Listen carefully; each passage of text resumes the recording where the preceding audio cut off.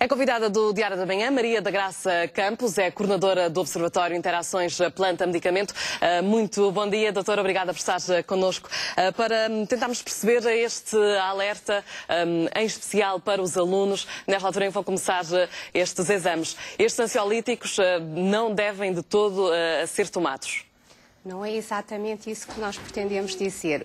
A importância de os ansiolíticos é fundamental na terapêutica, obviamente, como os antidepressivos. O risco é que muitas vezes a ansiedade é apenas controlada em época de estudo para exames com esse tipo de medicamentos. E isso é que não é razoável, porque se um aluno tem ansiedade nessas situações, o que deve fazer é, a longo termo, bastante antes, fazer um treino, um acompanhamento. Muitas das universidades têm esse acompanhamento, a nossa também, para aprender a lidar com o stress, nomeadamente nos exames, para que efetivamente, quando chegam a essa altura, como qualquer atleta, quando treina para uma prova, chegando à prova está apto para a fazer. Caso contrário, como estas substâncias, tal como me referiu e muito bem, diminuem a memória. Não estou a falar na generalidade, mas muitas delas é isso que acontece e efetivamente eles estão a estudar e é contraproducente, não fazem a aquisição dos conhecimentos, não é? Há centros específicos onde se vão ligar estes fármacos que na realidade estão ligados à memória e em vez de ajudar acabam por prejudicar. Exatamente. Então quer dizer que estes ansiolíticos só devem ser tomados em último caso? É que é sempre um bocado difícil de explicar, porque cada situação é uma situação, o médico deve acompanhá-la. Agora, o importante é que as pessoas percebam que o ansiolítico não lhe vai resolver a situação, vai-lhe reduzir a ansiedade, mas, por outro lado, se o objetivo é ter boas notas e fazer boa aquisição de conhecimentos, tem que aprender a fazer este contrabalanço com o tempo. Não pode ser uma solução de última hora. Efetivamente, a ansiedade, quando é patológica, tem que ser tratada e, efetivamente, muitas das vezes é isso que acontece até com alguns destes alunos, mas tem que ser muito bem avaliado, não pode ser de ânimo leve. Aliás, como muita gente toma estas substâncias com um bocadinho de ânimo leve. Isso é pensar muitas vezes nos riscos, até que estão associados a outras substâncias, muitas vezes nos jovens, associado ao álcool. Nesta campanha do Observatório de Interações Planta-Medicamento, nós esta semana focámos nos jovens, precisem porque é a altura dos exames, mais para os nossos até de ensino superior, porque com eles acontecem duas coisas. Uma, eles tomam algum tipo de substâncias, algumas até ilegais, como estimulantes, e portanto isso tem um determinado preço também. E depois temos a outra situação de que já falámos há bocadinho, e é esse tipo de informação que é importante que os alunos percebam que mesmo que elas sejam isoladas, têm um preço normalmente muito grave na saúde, quer sejam os estimulantes, quer sejam os antidepressivos ou os ansiolíticos, e então as misturas são fatais. Muitos destes produtos são naturais e por isso é que ela está também muito integrada na nossa campanha que temos estado a fazer nestas 5 semanas sobre interações entre produtos naturais, quer sejam alimentos, quer sejam... Muitas das pessoas pensam que são completamente inofensivos, mas aliados a outras substâncias acabam por ter riscos. Esta é exatamente uma das situações em que produtos naturais, por exemplo, são exatamente muito graves. Por exemplo, a cannabis, por exemplo, a heroína, que é preparada a partir da morfina, que também é extraída de um produto natural, de uma papoila. A cocaína também é extraída de um produto natural.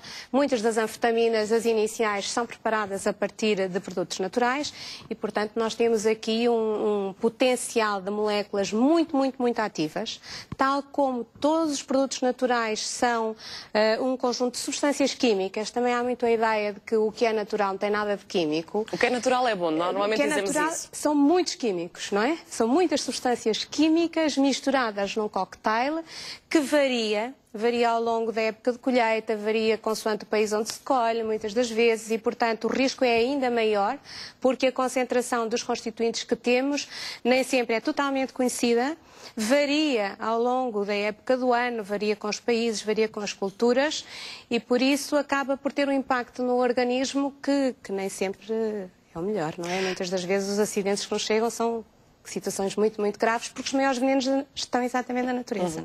Doutora, em relação aos ansiolíticos, quando associados, por exemplo, ao álcool, que perigos é que isso traz, essa combinação explosiva? O álcool tem duas nuances. Uma, o alcoolismo agudo, portanto, aquela bebedeira mais esporádica, que tem um efeito no organismo que é diferente do consumo crónico. Não é?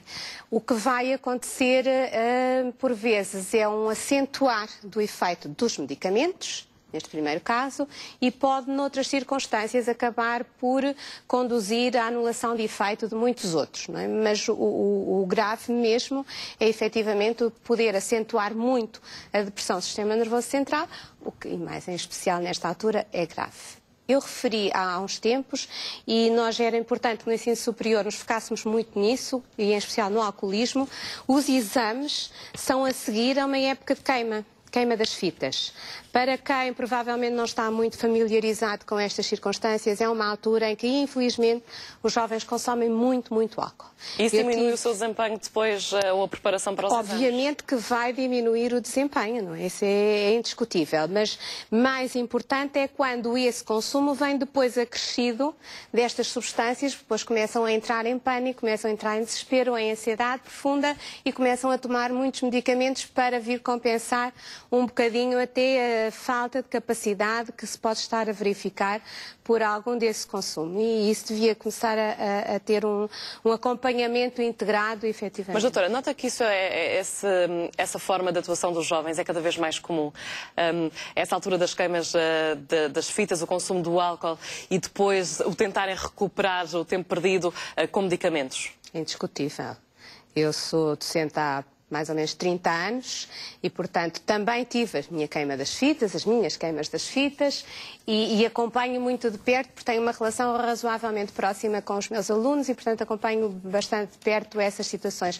E devo até dizer-lhe que eu tive, num dos grupos de trabalho em que tínhamos alunos, um deles chegou-me a dizer a universidade criou em mim um alcoólico. E aquilo marcou-me para o resto da vida, porque, na verdade, acabamos por estigmatizar um bocadinho os alunos que não consomem, porque não fazem parte da farra. Não estou a dizer que são todos, mas efetivamente criou-se um bocadinho isso, que era bom que se desmontasse, que se desmistificasse. Não tenho nada contra o álcool, que fique muito bem frisado, mas muito antes, pelo contrário, obviamente também gosto de beber um copo de vez em quando, uma coisa não tem nada a ver com outra, mas efetivamente temos que ponderar muito bem essa situação para bem de todos e muito em especial deles que são o futuro da nação. Não é?